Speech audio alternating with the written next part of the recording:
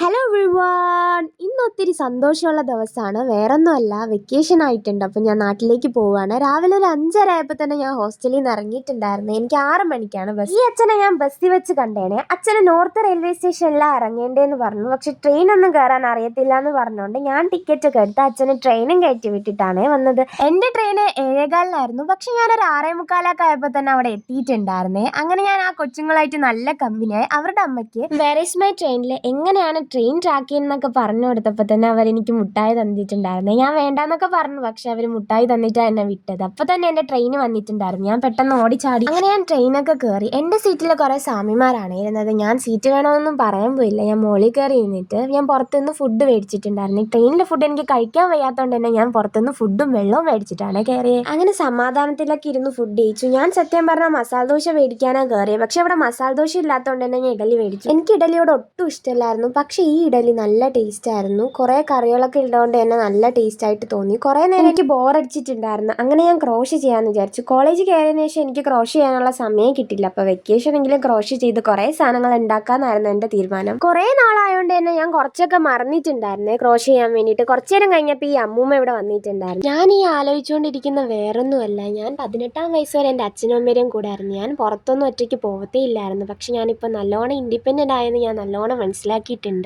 അതൊക്കെ ആലോചിച്ചിരുന്നപ്പോൾ തന്നെ ഞാൻ ട്രിവാൻഡ്രത്ത് എത്തിയിട്ടുണ്ടായിരുന്നു. ഇപ്പോഴാണ് എനിക്കൊന്ന് ശ്വാസം വീണത്. എൻ്റെ വീഡിയോസ് ഒന്ന് ഇഷ്ടമായാലും ഒന്ന് ലൈക്ക് ചെയ്യാൻ മറക്കല്ലേ. അപ്പോൾ ഇന്നത്തെ വീഡിയോ ഇത്രയേ ഉള്ളൂ. Tata, bye bye.